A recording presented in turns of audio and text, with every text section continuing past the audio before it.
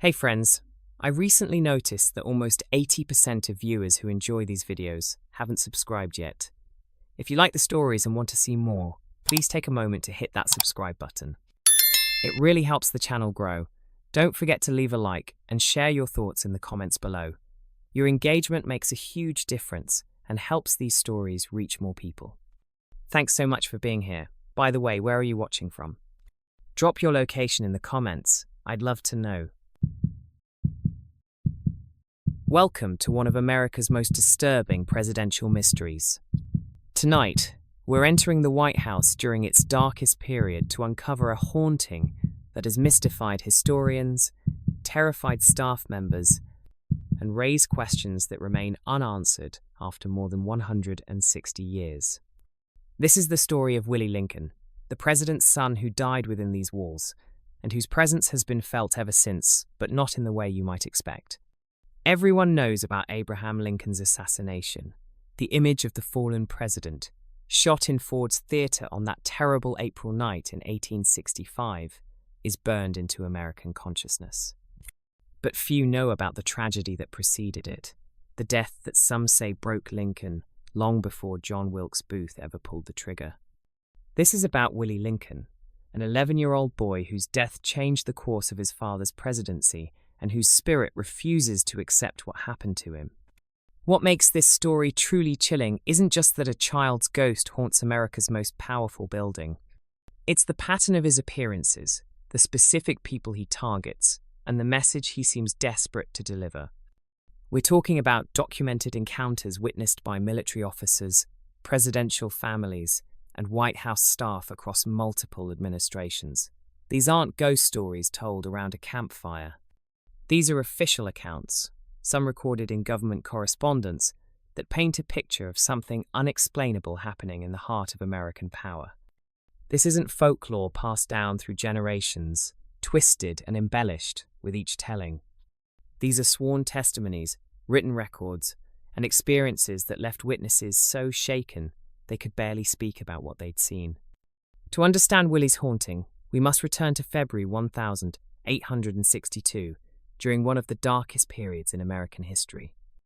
The Civil War was ripping America apart, brother against brother, tearing the very fabric of the nation to shreds. President Abraham Lincoln was bearing the weight of a nation's suffering, trying to hold together a country that seemed determined to destroy itself. The casualty reports came daily: hundreds, sometimes thousands of young men dead on battlefields with names that would become synonymous with American tragedy: Bull Run, Antietam, Shiloh. But nothing could prepare Lincoln for the personal tragedy about to strike his own home, in the very building where he worked to save the Union. The White House, that grand symbol of American democracy, was about to become the site of a father's worst nightmare. Willie Lincoln was everything a father could hope for in a son: intelligent beyond his years, compassionate to everyone he met, curious about the world around him. Friends and family who knew the Lincoln boys described Willie as the brightest of Abraham and Mary's children, a child who seemed destined for greatness. He read voraciously, asked questions that amazed adults with their insight, and showed a sensitivity to others' feelings that was remarkable in one so young. He and his younger brother Tad had turned the White House into their personal playground, racing through the corridors that had once hosted the most dignified gatherings of American politics. They would slide down the grand banisters, their laughter echoing through halls where senators and generals walked with somber faces. They played soldiers in the East Room, treating America's most important building like any other house where children lived and played. The White House staff, despite their duties and the wartime atmosphere, couldn't help but smile when the boys thundered past. But it was Willie's relationship with his father that truly set him apart. Abraham Lincoln, this tall, somber man who carried the weight of a broken nation on his shoulders, would light up whenever Willie entered the room. Colleagues and visitors noted the transformation. The president's lined face would soften, his sad eyes would brighten, and for a few precious moments, he wasn't the leader of a nation at war. He was simply a father delighted by his son. Lincoln would interrupt important meetings when Willie came to visit, taking time to answer the boys' questions about the war, about politics, about life. He would take Willie on his lap and read to him, or listen as the boy shared his own stories and observations. In Willie, Lincoln saw not just his son, but hope for the future, a reminder of what he was fighting to preserve. The bond between them went deeper than the typical parent-child relationship. It was as if they understood each other on a level that transcended words. The White House during the Lincoln years wasn't the secure fortress we know today, surrounded by barriers and armed guards at every entrance. It was more like a large family home where children could run through the halls, play in the rooms, and make noise without too much worry. The public could walk in during designated hours, and the Lincoln boys treated the building as their domain.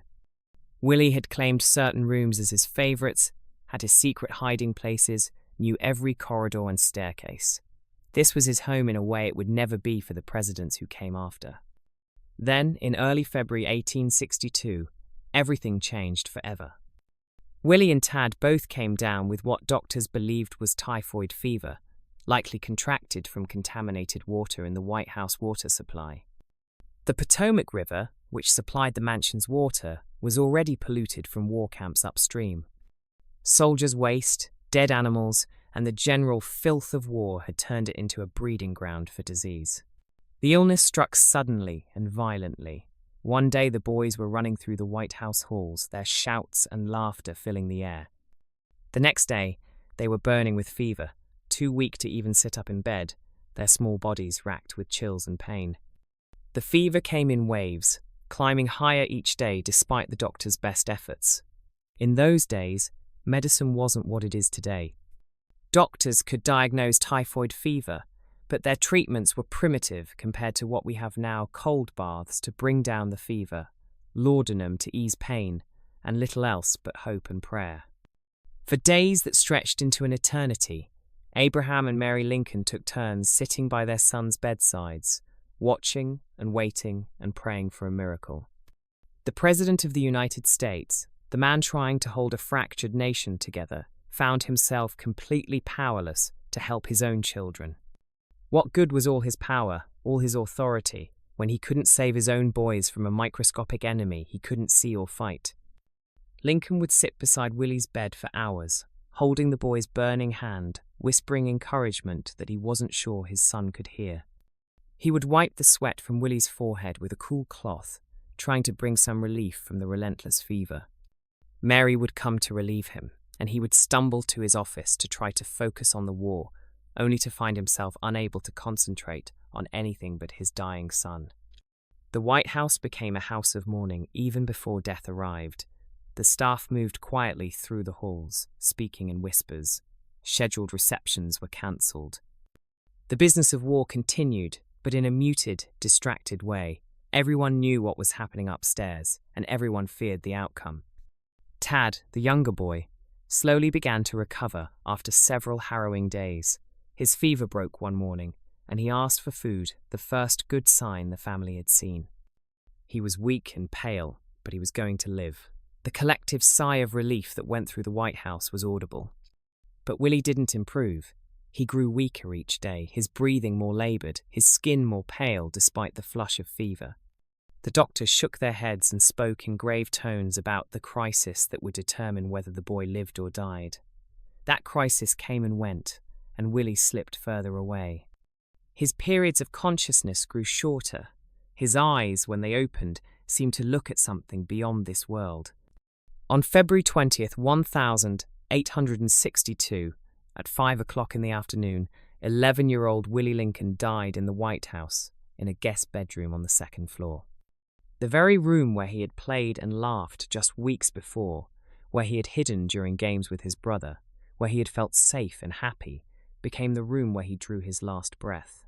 The exact room that had echoed with his laughter was now filled with the silence of death, a silence so profound it seemed to swallow all sound, all hope, all light.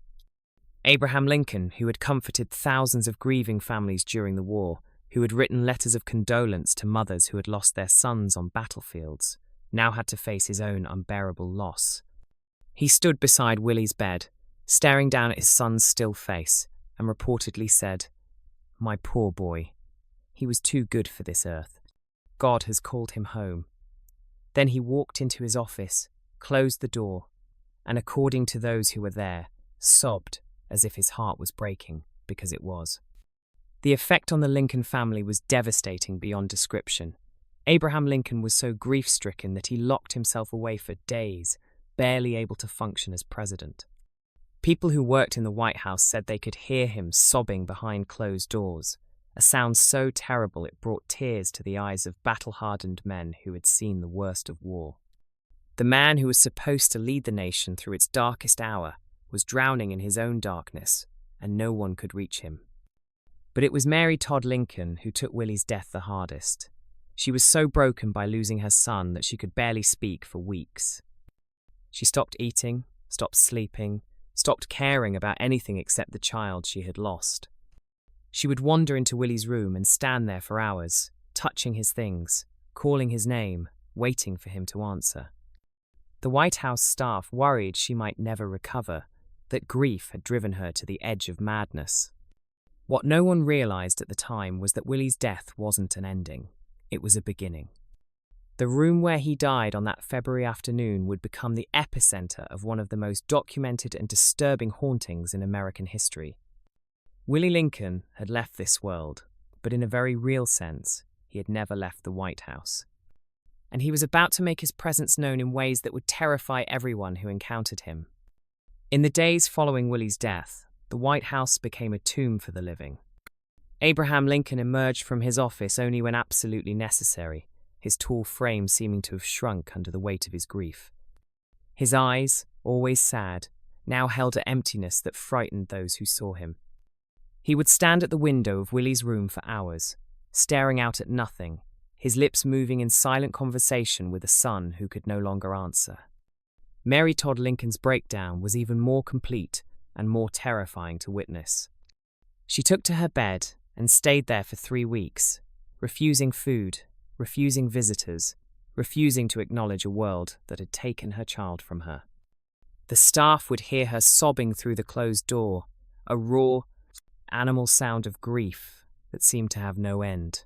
When she finally emerged, she was a different woman, hollow-eyed, distracted, prone to sudden fits of weeping that would overtake her without warning.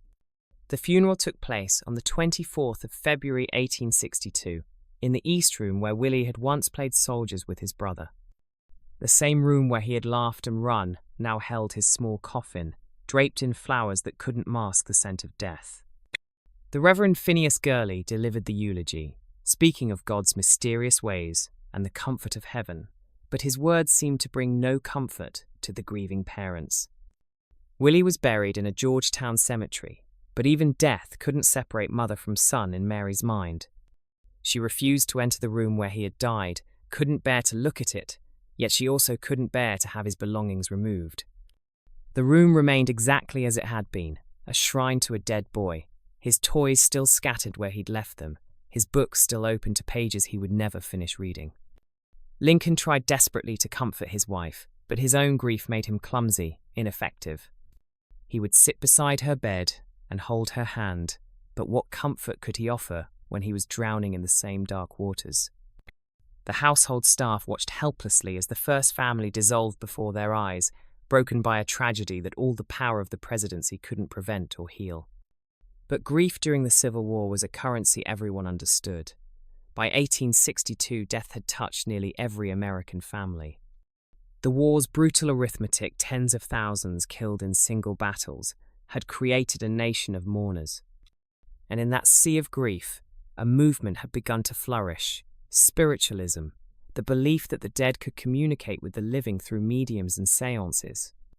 Spiritualism had exploded in popularity as the Civil War dragged on, filling parlors across America with desperate families trying to contact sons and husbands who had died on distant battlefields.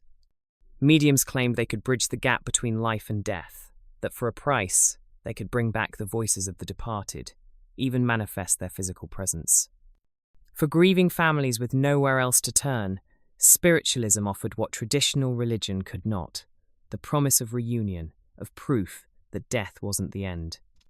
Mary Todd Lincoln, in her desperation, turned to this promised solace. In April 1862, Barely 2 months after Willie's death, she held her first séance in the Red Room of the White House. She had invited a medium named Mrs. Cranston Lorry, a woman who came highly recommended by Washington society ladies who had themselves sought comfort from the spirit world. The Red Room was transformed for the occasion. Heavy curtains were drawn against the afternoon light, casting the room into shadow. Candles flickered on the table where Mary sat with Mrs. Lorry and several trusted friends. They joined hands around the table, forming a circle that Mrs. Lorry claimed would help channel spiritual energy. The medium instructed them to close their eyes, to open their hearts, to call out to those who had passed beyond. "Willie," Mary whispered into the darkness. "Willie, my darling boy, are you there? Can you hear your mother?" Mrs. Lorry began to speak in a strange, distant voice, claiming that spirits were gathering, that she could feel a young presence trying to break through. She described sensations, a coldness in the room, a pressure on her shoulders, the feeling of small hands touching her face. Mary listened with desperate hope, her eyes searching the shadows for any sign of her son. The séance lasted nearly an hour. Mrs. Lorry claimed that Willie's spirit was present, that he was happy, that he wanted his mother to know he was at peace. Mary, whether through genuine belief or desperate need, declared the séance a success. She told her friends that she had felt Willie's presence, that she knew he had been there in that room with them. But the séances didn't bring the comfort Mary sought. If anything, they seemed to deepen her obsession, to blur the line between grief and something darker. She held more séances in the following months, bringing different mediums into the White House, each one promising contact with her dead son. And according to Mary's own letters to friends, these sessions began to produce results that went far beyond the vague reassurances of the first séance. Mary wrote detailed accounts of what happened next, descriptions so specific and so disturbing that her friends worried she was losing her grip on reality. She claimed that Willie had begun appearing to her in her bedroom, manifesting at the foot of her bed in the middle of the night. The first time it happened, Mary woke suddenly from a restless sleep, feeling as if someone had called her name. When her eyes adjusted to the darkness, she saw him, Willie, standing at the foot of her bed, as solid and real as if he had never died. He was wearing the same clothes he had worn during his illness, the white nightshirt that had been his favorite. His hair was unkempt, just as it had been during those fever-ravaged days. But it was his eyes that struck Mary with terror and wonder in equal measure. They were Willie's eyes, the same blue, the same shape, but they held a sadness that hadn't been there when he was alive, a depth of sorrow that no child should know. He stared at her with those eyes, and Mary felt her heart break all over again. "Willie," she whispered, reaching out toward him, "my darling, is it really you?" The figure didn't respond. Willie's mouth moved as if he was trying to speak, but no sound emerged. He reached out his hand toward his mother, a gesture that seemed both pleading and accusatory. Then, as Mary scrambled from her bed to embrace him, he simply faded away, dissolving into the darkness like morning mist. These visitations became regular occurrences for Mary Lincoln. She would wake in the night and find Willie standing there, always at the foot of her bed, always in that white nightshirt, always with those unbearably sad eyes. Sometimes he would reach toward her. Sometimes he would just stare, his mouth moving in silent words she couldn't understand. And always, when she tried to touch him, to hold him, he would vanish. Mary's emotions swung wildly between comfort and terror. Part of her was grateful to see her son again, to have proof that he still existed in some form. But another part of her was deeply disturbed by these encounters. This wasn't the happy, laughing Willie she remembered. This was something else, something trapped, something suffering, something that couldn't find peace. The most unsettling detail in Mary's accounts was Willie's apparent inability to speak. His mouth would move urgently, desperately, as if he was trying to tell her something crucial, something that couldn't wait. But no matter how hard he seemed to try, no sound would come.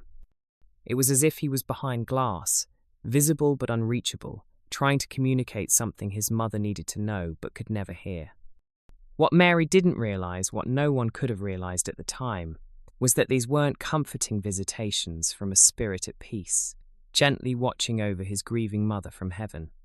They were something far more disturbing, the beginning of a haunting that would last more than a century and a half, a desperate attempt at communication from a child who couldn't rest, who couldn't leave, who had something urgent to tell the living but no way to make himself heard. Willie Lincoln was trying to tell his mother something, and whatever that message was, it was important enough to trap his spirit in the White House for more than 160 years. 3 years after Willie's death, on the 14th of April 1865, another tragedy struck the Lincoln family. Abraham Lincoln was shot at Ford's Theatre and died the following morning. Mary Todd Lincoln, already broken by her son's death, left the White House a shattered woman, never to return. The building that had been the site of so much grief for the Lincolns now passed to new occupants, and with that transition, something shifted in the nature of Willie's haunting. The White House staff, many of whom had served during the Lincoln years, began to report strange experiences in the weeks and months following the president's assassination. These weren't the focused, personal visitations that Mary had described. These were different, more widespread, more unpredictable, and in some ways more disturbing. Servants would be working in supposedly empty rooms when they would feel a presence, an unmistakable sensation of being watched by unseen eyes. They would turn around quickly, expecting to catch someone behind them, only to find the room completely empty. The feeling wasn't threatening, but it was unnerving, a constant awareness that something was there, observing, waiting. Unexplained sounds began to plague the upper floors of the White House. Footsteps would echo through empty corridors late at night, small, light footsteps, like those of a running child. Doors would open and close by themselves. Staff members would hear what sounded like a child's laughter coming from rooms they knew were vacant.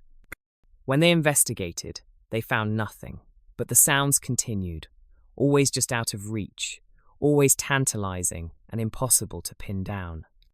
The encounters were changing in nature. Willie was no longer confining his presence to his mother's bedroom. He was spreading through the White House, making his existence known in ways that couldn't be ignored or explained away. It was during Ulysses S. Grant's presidency, in the 1,870 that the reports became more specific and far more alarming. Grant's staff began to report not just sounds and feelings, but actual sightings of a young boy in the White House, appearing in locations where no child should be. The descriptions from multiple witnesses were remarkably consistent. They spoke of a boy around 11 or 12 years old, with light brown hair that appeared unkempt, wearing old-fashioned clothing from the Civil War era. He would appear suddenly in doorways, standing at the end of hallways, or in the corners of rooms where staff were working. When witnesses turned to look directly at him, he would fade away like smoke, leaving them to wonder if they had seen anything at all. What made these sightings particularly disturbing was the pattern of his appearances. Willie wasn't showing himself randomly throughout the White House. He appeared always in areas where children shouldn't be, in the servants' quarters, in offices, in storage rooms. It was as if he was searching for something, or someone, moving through the building with a purpose that the living couldn't understand. Staff members who had worked in the White House during Lincoln's presidency would pull out old photographs of Willie Lincoln, and the resemblance to the ghostly boy was undeniable. The same face, the same build, the same slight frame. This wasn't some unknown spirit. This was the president's son, still wandering the halls of his former home a decade after his death. The most detailed accounts of Willie's haunting during this period came from a man named Jeremiah Smith, known to everyone as Jerry. Smith was a remarkable figure in White House history, a man who served in the mansion for over 35 years, starting during Grant's administration and continuing through multiple presidencies. He worked in almost every capacity imaginable: footman, butler, cook, doorman, and the official duster. Jerry Smith was known throughout Washington as quite the storyteller. Reporters would seek him out when they needed interesting tales about White House life, and Jerry always had something to share. He could spin yarns about presidents and their families that would entertain anyone who would listen. Because of this reputation, some people dismissed his ghost stories as just more entertainment from an old man who loved an audience. But Jerry insisted his accounts of Willie Lincoln's ghost were different. These weren't stories crafted for entertainment. These were real experiences that had happened to him during his decades of service, encounters that had left him genuinely shaken. According to Jerry, he didn't just see Willie's ghost, he spoke with him. These weren't brief glimpses or fleeting appearances. These were actual conversations with the spirit of Abraham Lincoln's dead son. Jerry claimed these encounters would happen when he was working alone in the White House, usually in the evening hours when most of the staff had gone home. He would be cleaning or organizing, focused on his work, when suddenly Willie would appear. The boy would be translucent, glowing slightly in the dim light, but otherwise looking exactly like a normal child. The conversations, according to Jerry, were heartbreaking. Willie would ask questions that revealed his confusion and desperation. Where is my father? Why won't he come for me? Does he know I'm still waiting? Jerry said Willie seemed trapped in a state of incomprehension, unable to grasp that his father was dead, unable to understand why he'd been left alone in the White House. The ghost boy seemed to think his father had simply forgotten about him, had abandoned him in this vast building, and he was waiting desperately, endlessly waiting for Lincoln to return and take him home. But as Jerry continued to share his experiences with other staff members, a disturbing pattern became clear. Jerry wasn't the only person Willie was appearing to.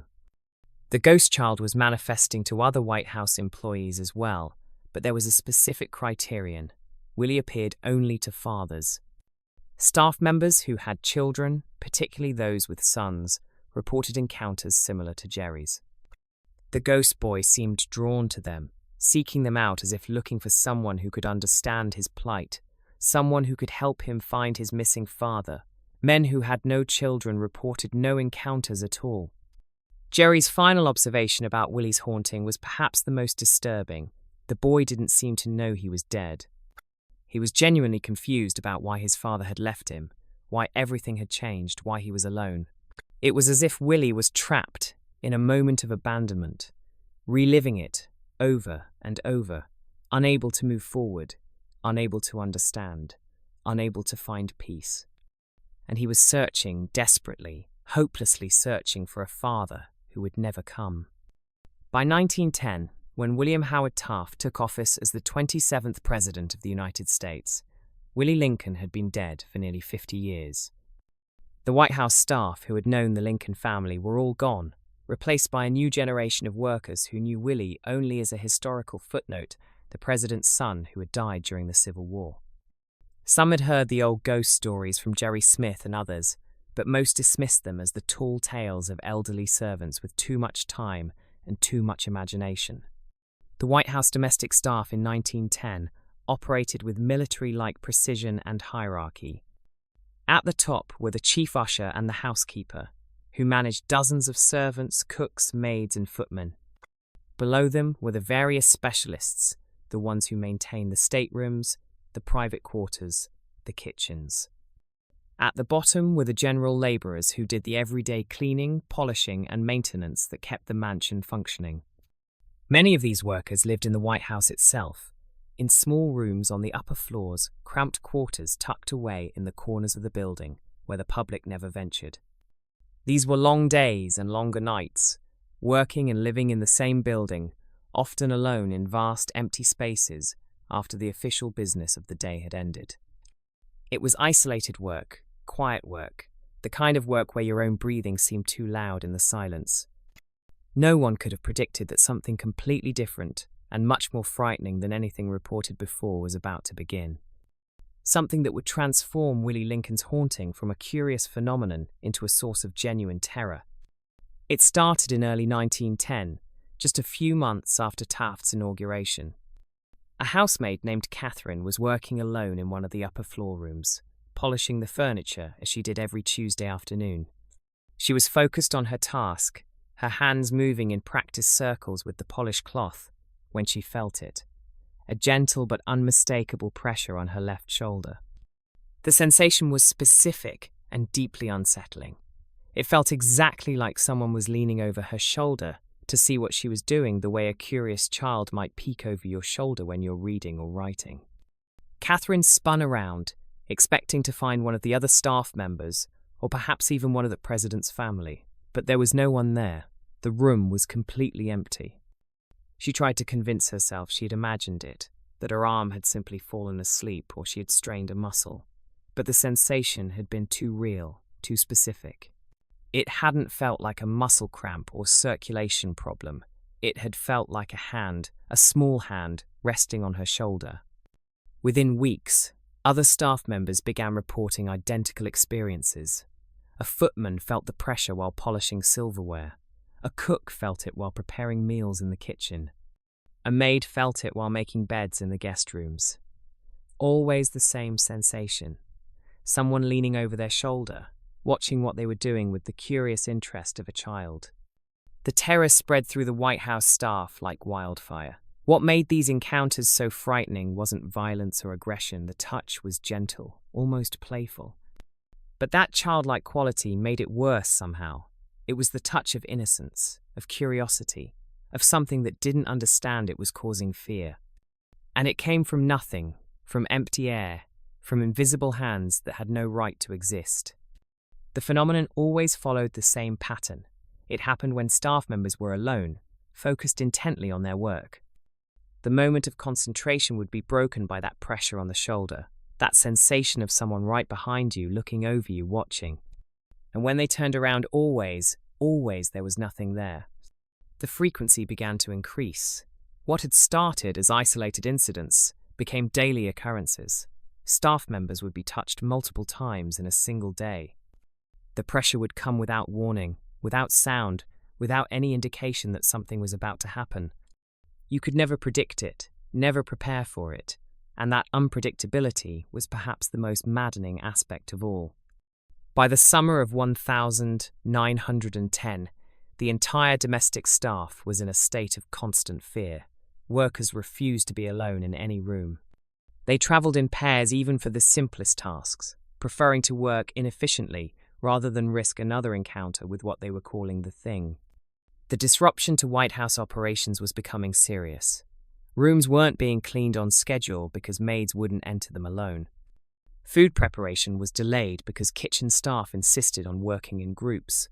The careful choreography that kept the mansion running smoothly was falling apart, replaced by a chaos born of fear.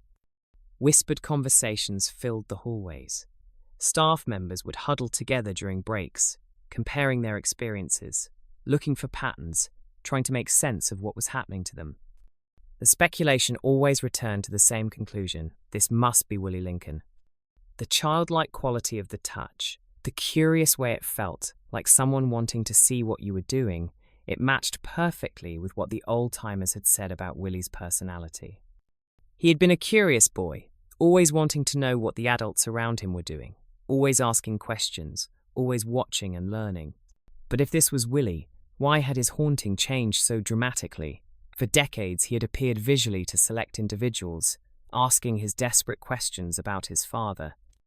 Now he was touching people, physical contact with the living, something far more intimate and far more terrifying than a mere apparition. The situation became untenable. Staff members began requesting reassignment to other government positions. Some quit entirely, walking away from secure jobs in the middle of economic uncertainty, rather than spend another day in the haunted White House. The mansion was struggling to maintain adequate staffing levels, and the problem couldn't be hidden much longer. The question everyone was asking, though no one wanted to say aloud, was this: if Willie's spirit could touch them now, what else might he be capable of? What would come next? And most terrifying of all, what was he trying to tell them with these touches that grew more desperate and more frequent with each passing day? Major Archibald Willingham Butt was not a man given to flights of fancy.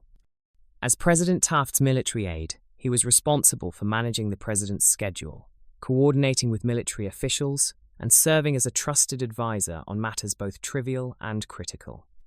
He was methodical, rational, and deeply skeptical of anything that couldn't be explained by logic and reason. When the ghost stories first reached his ears in early 1911, Butt dismissed them with barely concealed contempt. Superstitious servants seeing things in the shadows, he thought. Overwrought imaginations fed by too many hours alone in a building steeped in history. He had more important things to worry about than the staff's ghost stories. But the mounting evidence became impossible to ignore. Too many people were reporting identical experiences. The disruption to White House operations was real and measurable.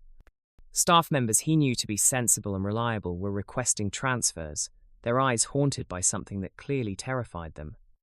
And most troubling of all, some of these witnesses were people Butt knew personally, people whose judgment he trusted. In July 1911, Butt made a decision that would ultimately cost him his life. He would investigate these claims systematically, applying the same rigorous methodology he used in his military duties. If there was a rational explanation, he would find it. If there wasn't, well, he would deal with that possibility when he came to it. He began documenting everything in letters to his sister Clara, a woman he trusted implicitly and who wouldn't judge him for taking these reports seriously. In one letter dated the 15th of July 1911, he wrote, "The staff speaks of a presence they've come to call the Thing, described as a young boy about 14 or 15 years old. They know of its presence by a slight pressure on the shoulder, as if someone were leaning over your shoulder to see what you might be doing." Butt approached the investigation like a military intelligence operation. He interviewed staff members separately, taking careful notes on each encounter. He asked specific questions. What time of day did it happen? What were you doing? Where exactly were you standing? What did the sensation feel like? How long did it last? The consistencies were remarkable and deeply disturbing. Every single person described the same sensation: pressure on the shoulder, always gentle, always feeling like someone looking over them. The encounters always happened when they were alone and focused on a task. The touch always came without warning and without sound. Butt began mapping the locations of encounters on a floor plan of the White House. A pattern emerged. The touches were concentrated on the upper floors, particularly in the areas where Willie Lincoln had spent most of his time during his brief life in the mansion. Certain rooms saw repeated encounters, rooms that historical records showed had been Willie's favorites. He delved into White House archives, researching every child who had lived or died in the building. There weren't many. The White House, despite being a home, had seen relatively few children in its history. But one name appeared again and again in the records from the 1,860 seconds. William Wallace Lincoln, third son of Abraham and Mary Todd Lincoln, died the 20th of February 1862 at age 11. The more Butt learned about Willie Lincoln, the more convinced he became that this was the source of the Thing. The age was approximately right if you assumed a ghost might appear slightly older than at death. 14 or 15 wasn't far from 11. The locations matched perfectly with Willie's known haunts during his life in the White House. But it was the behavior that sealed Butt's conviction. Historical accounts described Willie as an intensely curious child who loved to watch adults at work. He would peek over his father's shoulder while Lincoln was writing, stand beside staff members to see what they were doing, ask endless questions about the tasks he observed. The shoulder touching wasn't aggressive or frightening in intent. It was exactly what a playful, curious child might do. Butt found an account from a White House servant who had worked during the Lincoln years. The man described Willie as always underfoot, wanting to see everything, learn everything. He'd lean over your shoulder while you worked and ask, "What are you doing? Why do you do it that way? Can I help?" The parallel to the current hauntings was impossible to ignore. Willie was doing in death what he had done in life, watching, curious, wanting to understand.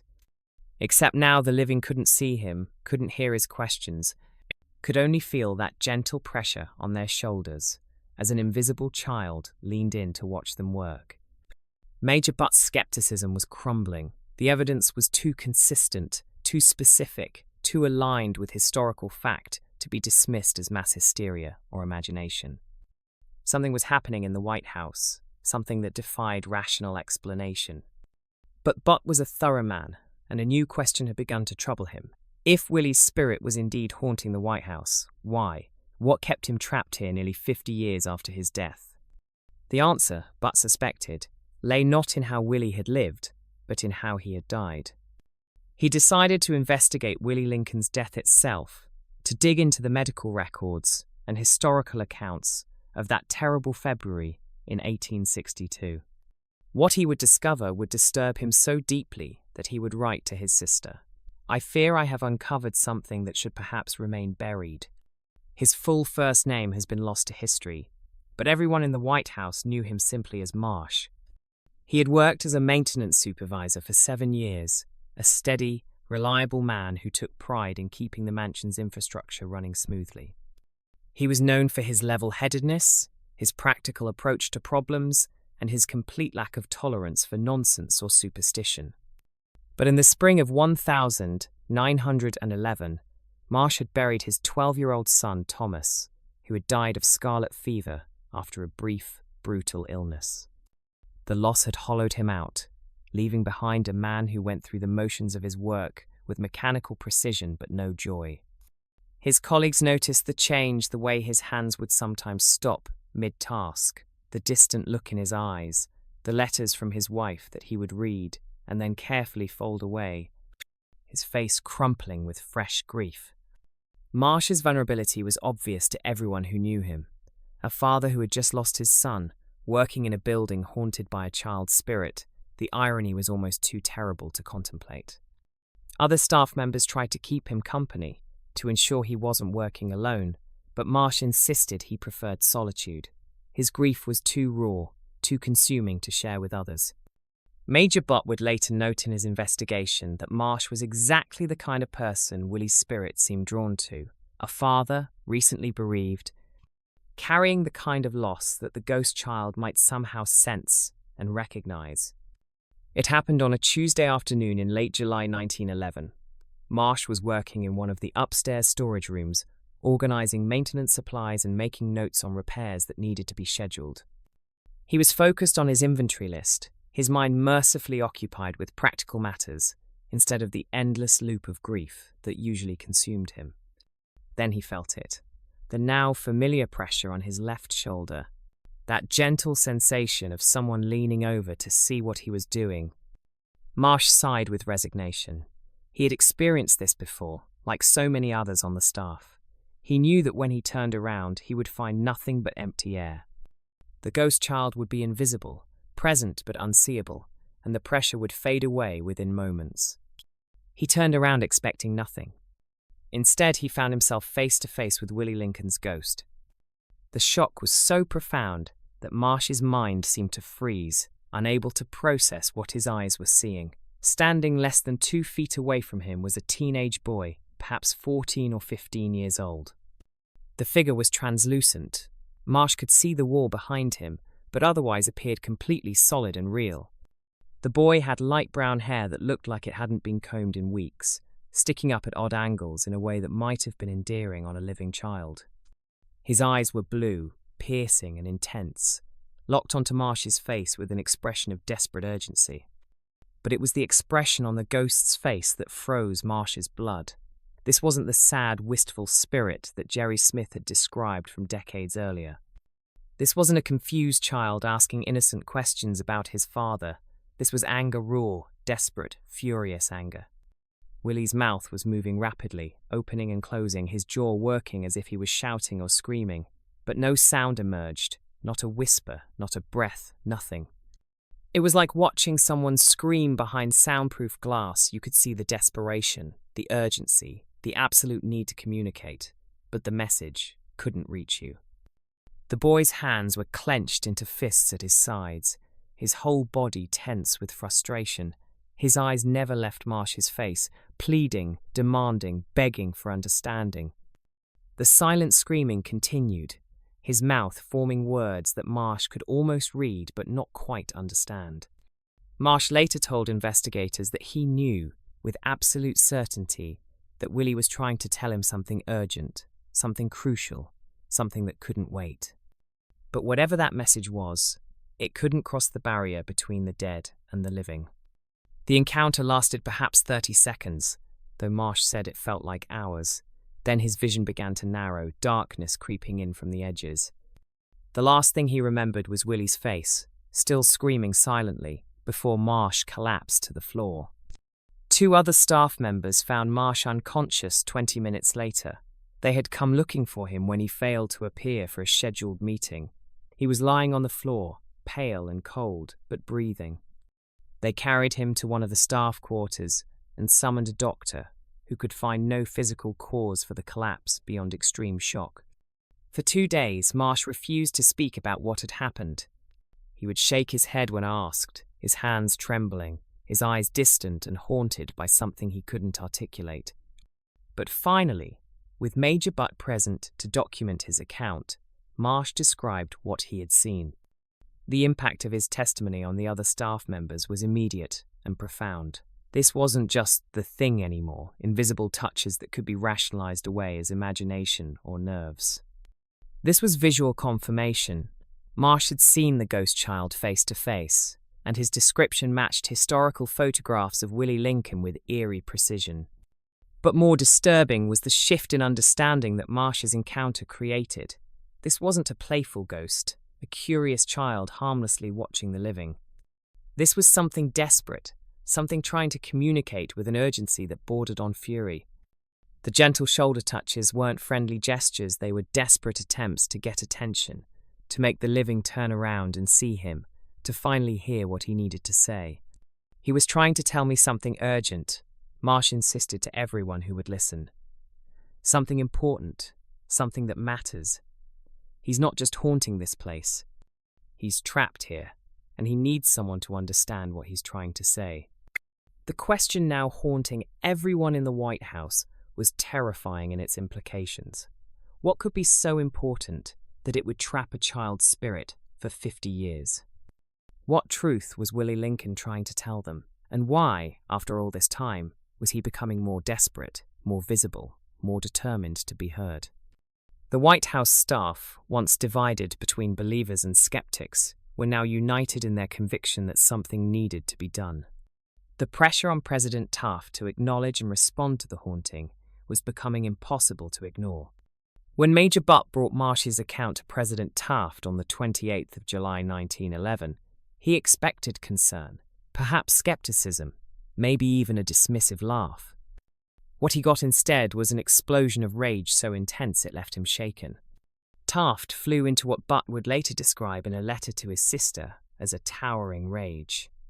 The president's face turned crimson, his massive frame trembling with fury. He slammed his fist on the desk hard enough to make the inkwell jump, and for several minutes he paced his office like a caged bear, unable or unwilling to speak.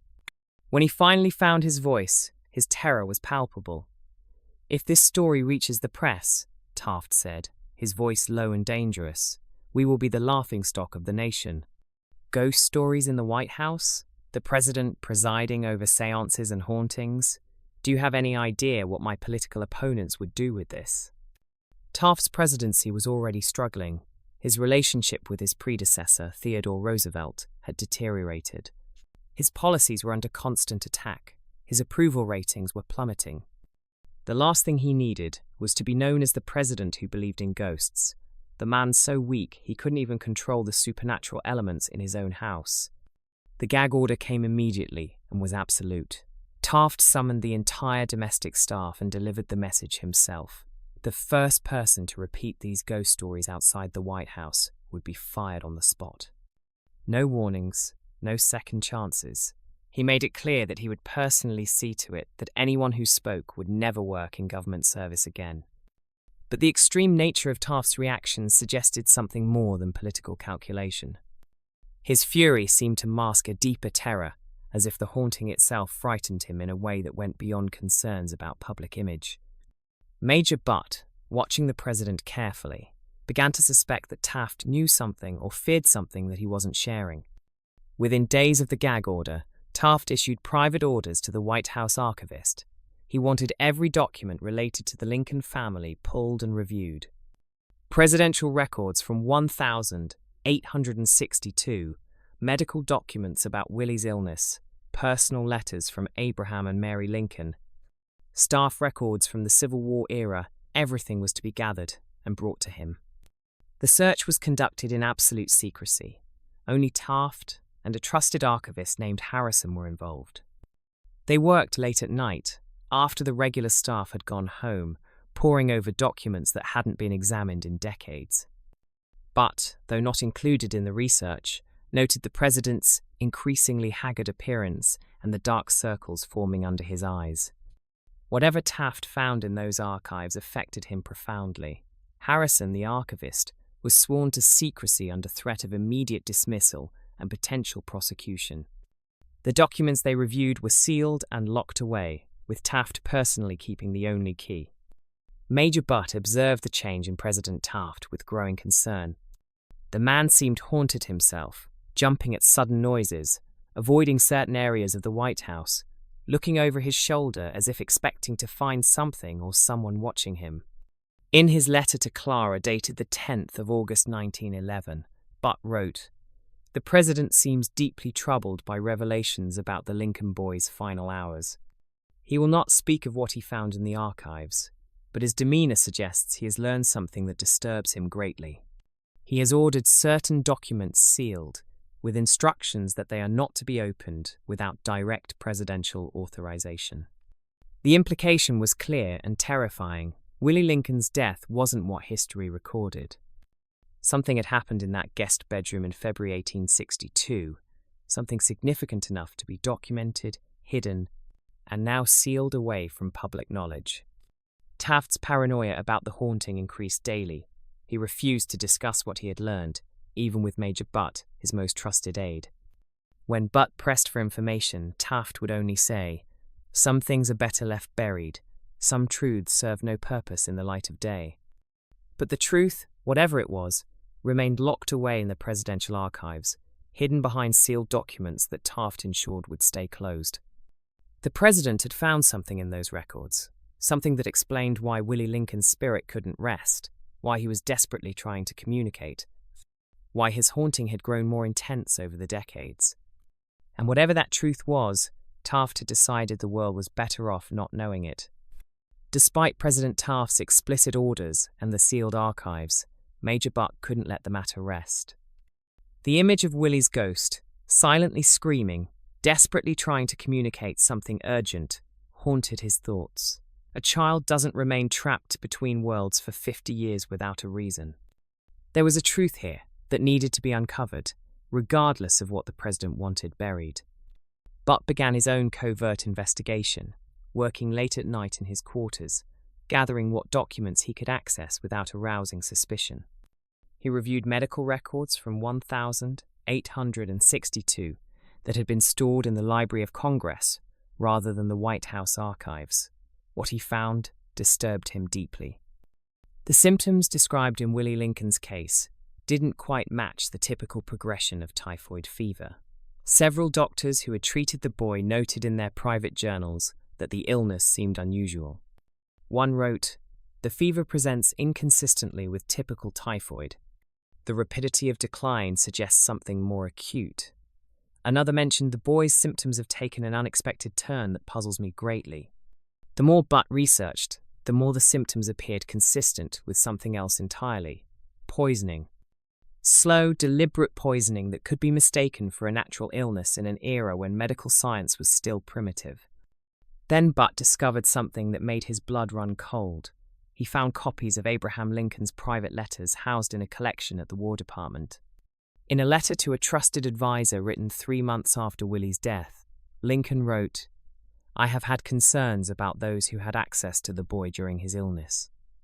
There were Confederate sympathizers working within my own house, and I cannot shake the feeling that Willie's death was not the hand of God alone." The implications were staggering. Confederate sympathizers had indeed infiltrated the White House during the Civil War. This was historical fact. Could one of them have poisoned the president's son? Was Willie Lincoln not a victim of disease, but of murder? If true, it explained everything. Why Willie's spirit couldn't rest, why he appeared specifically to fathers, why his desperation had intensified over the decades. He wasn't just a confused child looking for his father. He was a murder victim trying to tell the world what had been done to him. By early 1912, Butt was showing alarming signs of exhaustion. He had lost significant weight, dark circles shadowed his eyes, and he seemed to be operating on nervous energy alone.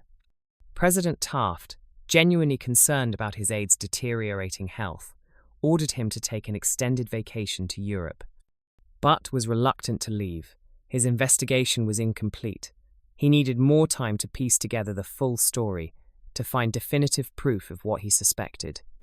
But Taft insisted, and Butt had no choice but to obey. He promised himself and wrote to his sister that he would complete his research upon his return.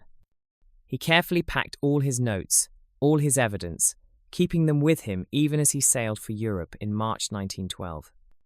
The vacation did little to restore him. His mind remained occupied with Willie Lincoln, with murder theories, with sealed documents and hidden truths. In his final letter to Clara before leaving Europe, he wrote, "I believe I know what happened to the Lincoln boy. When I return, I intend to bring this evidence to light, regardless of the political consequences." For his return journey to America, Butt booked passage on the newest, most luxurious ocean liner ever built, the RMS Titanic. On the 15th of April 1912, just before midnight, the Titanic struck an iceberg in the North Atlantic. The unsinkable ship began its death plunge into the icy waters, taking more than 1,500 souls with it. Reports from survivors described Major Butt's behavior during the disaster as heroic. He helped women and children into lifeboats, maintained order among panicking passengers, and refused to save himself while others remained in danger. He went down with the ship, standing on deck as the waters rose to claim him. With Major Butt died his entire investigation, his notes about Willie's death carefully documented over months of secret research, the evidence he had gathered pointing toward murder. His conclusions about Confederate sympathizers and poisoning, the copies of documents he had made from various archives, all of it sank with him into the Atlantic Ocean, lost forever in the cold, dark depths. The tragic symmetry was almost too perfect to be coincidence. Butt had been investigating the death of a child who had died far too young, and he himself died young, just 46 years old, before he could reveal what he had learned. Some whispered about supernatural forces, about a haunting so powerful it could reach across the ocean to silence the one man who had come close to uncovering the truth. Others said it was simply terrible luck, a random tragedy that happened to claim a man at a crucial moment in his investigation. But either way, the result was the same. The truth about Willie Lincoln's death vanished into the Atlantic on that cold April night, sealed away more effectively than any presidential order could have managed. The mystery that might have finally allowed Willie's spirit to rest was now permanently, irrevocably lost. And in the White House, a dead child's ghost continued his desperate, silent screaming, trying to tell a truth that no one alive would ever fully understand. Willie Lincoln's haunting didn't end with Major Butt's death in 1912. If anything, the loss of the one man who might have uncovered the truth seemed to intensify his presence, as if the ghost child understood that his last hope for justice had vanished into the Atlantic. The encounters continued through the decades, though with somewhat reduced frequency. During Lyndon Johnson's presidency in the 1960 seconds, his daughter Linda was assigned to stay in the same second-floor room where Willie had died more than a century earlier. Initial reports claimed she had seen Willie's ghost and even spoken with him, but Linda later clarified that she had merely researched the room's tragic history after feeling deeply unsettled there. But that clarification itself is telling. Something about that space felt wrong to her, wrong enough that she felt compelled to investigate its past. What had she sensed in that room? What presence had made a president's daughter uncomfortable enough to seek answers in historical records? Modern White House staff, though more reluctant to speak publicly about such experiences, still occasionally report unusual phenomena. Late-night workers mention sensing a presence, the feeling of being watched by unseen eyes. The touches on shoulders have become less frequent, but they haven't stopped entirely. Willie is still there, still trying to communicate, still trapped in his desperate attempt to be heard. The central mystery remains as impenetrable now as it was in 1911. What is Willie trying to tell us? Was he murdered, as Major Butt's research suggested, poisoned by Confederate sympathizers in an act of wartime sabotage? Or did he die naturally of typhoid fever, his spirit trapped by the simple tragedy of a child taken too soon? Why does he appear specifically to fathers, those men who understand the bond between parent and child? Why the desperate, silent screaming that so terrified Marsh? What message is so urgent that it has kept him bound to this world for more than 160 years? What did President Taft discover in those sealed documents that disturbed him so deeply he ordered them locked away? What conclusions had Major Butt reached before the Titanic claimed him? Those documents, if they still exist, remain buried somewhere in the presidential archives, classified and inaccessible. The truth that might finally give Willie peace may be gathering dust in a locked vault, seen by no living eyes. Modern skepticism dismisses such stories as folklore, imagination, or mass hysteria, but the historical accounts are too consistent, too detailed, too well documented to be easily explained away.